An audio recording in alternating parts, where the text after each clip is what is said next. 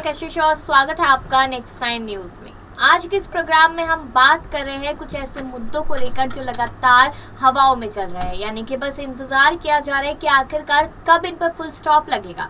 जैसे कि मुद्दा नंबर 1 है कि आखिरकार सचिन पायलट को अभी तक कोई बड़ी जिम्मेदारी क्यों नहीं दी जा रही। दूसरा मुद्दा आता है कि सचिन पायलट को सीएम पद पर ताजपोशी करवाई जाएगी या नहीं करवाई जाएगी। तीसरा मुद्दा आता है अशोक गहलोत इस्तीफा क्यों नहीं दे रहे। और आखिरी में यह मुद्दा आता है कि आखिरकार इस तरीके से सब चलता रहा तो 2023 के चुनावों में क्या होगा, कांग्रेस क्या करेगी। तो आज के मुद्दों पर हम बातचीत अब्रार के साथ करेंगे। लगातार सवाल उठ रहे हैं, थोड़ी सी जानकारी मैं यहाँ पर देना चाहूंगी कि दिसंबर 2023 में राजस्थान के चुनाव है, उसके 6 महीने बाद मई के महीने में मई 2024 में लोकसभा चुनाव है, यानी कि जो विधानसभा चुनाव होने वाले हिमाचल, गुजरात, राजस्थान के वही सब डिसाइड करेंगे कि 2024 में किसकी सरकार बनेगी। इस बात से सारी राजनीतिक पार्टियां भी वाकिफ है। लेकिन आज का मुद्दा अब सचिन पायलट है, तो सचिन पायलट को लेकर बार बार कहा जा रहा है कि उन्हें सीएम पद मिलेगा नहीं मिलेगा, इस तरीके के सिर्फ कयास है। लेकिन जहां पर ये जानकारी सामने आई कि राहुल गांधी और प्रियंका गांधी से काफी बार फोन पे बातचीत हुई, तब सामने ये आया था कि प्रदेश अध्यक्ष को लेकर बात की जा रही थी कि शायद उन्हें वो जिम्मेदारी दी जा सकती है। तो अब सीधा सवाल यहीं पर आ जाता है कि जब यहाँ पर सीएम बनना है सचिन पायलट को, वो साफ तौर पे नहीं कह रहे लेकिन बातों ही बातों, इशारों में सब समझ रहे हैं, तो वो क्यों ही प्रदेश अध्यक्ष के लिए यहाँ हामी भरेंगे जब उन्हें बनना ही सीएम है। तो देखिए, कांग्रेस पार्टी लगातार ये चाह रही है कि राजस्थान में अशोक गहलोत और सचिन पायलट दोनों के बीच संतुलन बनाए रखना है, क्योंकि अगर पार्टी दोनों में से किसी एक नेता को खोती है तो उसका भारी नुकसान कांग्रेस पार्टी को 2023 के विधानसभा चुनाव में नहीं बल्कि आने वाले 10-15 सालों के लिए भी झेलना पड़ सकता है, क्योंकि उतना बड़ा नेता और उस तरीके का जिनका ज़मीनी जनाधार इतना मजबूत हो मिलना मुश्किल है। फिलहाल अगर बात की जाए यहाँ पर, तो राजस्थान में सचिन पायलट और गहलोत के अलावा कोई बड़ा नेता उस तरीके का नजर नहीं आता जिनका उस तरीके मौजूदगी जो है जमीनी स्तर पर भी देखने को मिले। वैसे तो कहने को बहुत सारे बड़े नेता मिल जाते हैं बड़े बड़े पदों पर, लेकिन जनता जिनको चाहती है, जनता जिनको पसंद करती है, वैसे नेता कांग्रेस के पास जो है राजस्थान में मात्र 2 हैं। और अब ऐसे अध्यक्ष पद को लेकर के जो तमाम बातें चल रही है, तो अध्यक्ष पद पर जो है सचिन पायलट क्यों बैठना चाहेंगे, क्योंकि वो जब उस पद की जिम्मेदारी निभा चुके हैं और उन्होंने जिम्मेदारी बेहतर ढंग से निभाई, तभी जाकर आज उन्हें इस तरीके से सीएम पद के लिए जो है आगे बढ़ाया जा रहा था पार्टी हाईकमान के द्वारा। लेकिन ये तो अशोक गहलोत की आप गलती कहिए, उनकी हठधर्मी कहिए, या फिर उनका अपना एक ईगो कहिए कि उन्होंने सचिन पायलट को मुख्यमंत्री बनने से रोक दिया। लेकिन अशोक गहलोत को भी ये बात पता है कि जब तक सचिन पायलट को राजस्थान की सियासत से आप बाहर नहीं करेंगे, राजस्थान की सियासत से हट करके उन्हें जब तक केंद्र की सियासत में कोई बड़ी जिम्मेदारी नहीं दी जाएगी, तब तक उनका जनाधार जो है राजस्थान में बना रहेगा। और इसी वजह से अब अशोक गहलोत ने सीपी जोशी का इस्तेमाल करते हुए राजस्थान हाईकोर्ट में एक प्रार्थना पत्र दाखिल करवाया और ये मांग की है कि दरअसल 2018 में जो 17 विधायकों के साथ सचिन पायलट ने बगावत की थी, उन मामले पर जो है अब सुनवाई फिर से तेज करनी चाहिए ताकि कोई अस्थायी फैसला उसका निकल पाए। लेकिन अब देखिए कि पार्टी हाईकमान ने इस मामले में भी कोई अपना पक्ष नहीं रखा है। हालांकि जब ये मामला सीपी जोशी के द्वारा हाईकोर्ट के समक्ष रखा गया तो हाईकोर्ट ने इस मामले को स्वीकार लिया है और कहा है कि इस मामले की सुनवाई की जाएगी।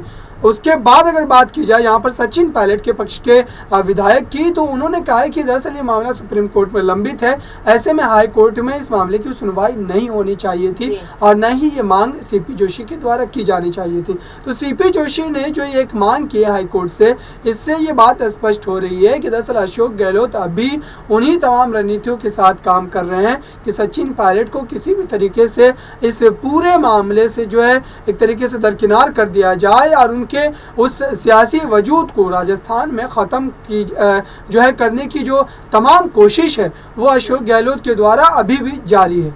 देखिए, वो तो बात है कि यहाँ पर लगातार वो कोशिशें कर रहे हैं। यहाँ पर सचिन पायलट कहीं ना कहीं दिखते नजर आते हैं, यहाँ तक कि उन्हें हिमाचल में भी पर्यवेक्षक बना दिया गया, स्टार प्रचारक के रूप में उन्हें इस्तेमाल किया जा रहा है। इस तरीके की बात की जा रही है क्योंकि उत्तर प्रदेश में भी ऐसा ही हुआ था।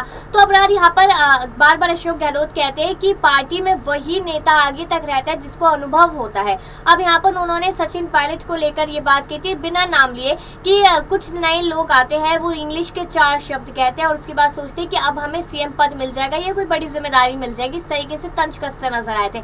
अब यहाँ पर सचिन पायलट को प्रियंका गांधी बार बार अलग जगहों पर स्टार प्रचारक बनाती है। तो यहाँ पर अगर हम उत्तर प्रदेश में देखें, उत्तर प्रदेश में भी स्टार प्रचारक सचिन पायलट को बनाया गया था, लेकिन हाल सबने देखा कि किस तरीके से 2 सीटों पर सिमटती नजर आई पार्टी। अब हिमाचल के चुनाव है, तो हिमाचल में भी वही सेम जिम्मेदारी यहाँ पर सचिन पायलट को दी गई है। तो क्या लगता है हिमाचल की क्या तस्वीर होगी, क्योंकि तब भी प्रियंका और सचिन साथ थे, अभी भी प्रियंका और सचिन साथ ही है। देखिए, सचिन पायलट को जब भी कांग्रेस पार्टी ने कोई जिम्मेदारी सौंपी है, वो उन जिम्मेदारियों पर बखूबी जो अपने फ़र्ज़ को अंजाम देते नजर आए। लेकिन यहाँ पर हिमाचल प्रदेश की सियासत कुछ अलग तरीके की है और वहाँ पर भारतीय जनता पार्टी जो है तमाम तरीक़ों से आगे चल रही है। आप देखिए कि कई सर्वे की रिपोर्ट्स के हवाले से अगर बात करने की कोशिश की जाए तो लगातार जो है भारतीय जनता पार्टी कांग्रेस पार्टी पर हावी है। लेकिन अगर कांग्रेस पार्टी किन्हीं ऐसे मुद्दों को लेकर के अगर वहाँ पर बीजेपी पर दबाव बनाने में कामयाब हो पाती है, अगर बीजेपी पूरी तरीके से उनके तमाम मुद्दों पर फंसती नजर आएगी, तभी जाकर के जो है वहाँ पर सत्ता में वापसी होने की जो आसार है वो कांग्रेस के नजर आ रहे हैं। बाकी बात की जाए सचिन पायलट की, तो सचिन पायलट तो बेहतर ढंग से काम करेंगे, लेकिन पार्टी के भीतर ही अगर यहाँ पर गुटबाजी देखने को मिलेगी, पार्टी के भीतर ही तमाम जो नेता है अपने अपने हिसाब से तमाम फैसले लेंगे, अपने कदम उठाएंगे, तो ऐसे में पार्टी का पूरा जो नेतृत्व है एक साथ मिलकर के जब तक काम नहीं करेगा तब तक पार्टी सत्ता में वापसी नहीं कर पाती। और यही चीज़ लागू होती है राजस्थान में भी।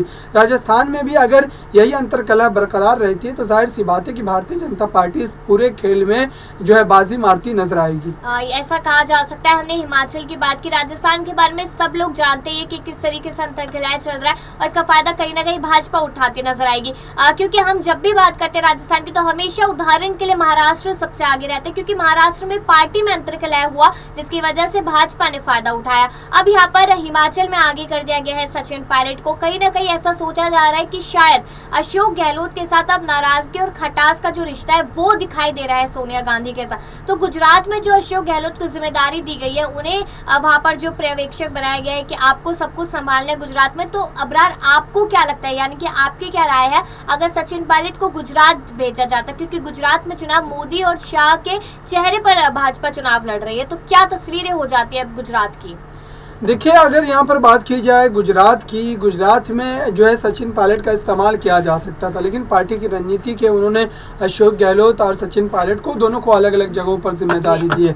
तो ऐसे में अगर गुजरात और हिमाचल प्रदेश के जब नतीजे आएंगे तो वो नतीजे अगर कांग्रेस पार्टी के पक्ष में आएंगे तो जाहिर सी बात है कि उससे ये बात पता चलेगी कि दरअसल किस नेता का जो प्रभाव है वो ज़्यादा है जनता पर। तो ये भी कहीं हो सकता है कि पार्टी की रणनीति हो इस बात को जानने की।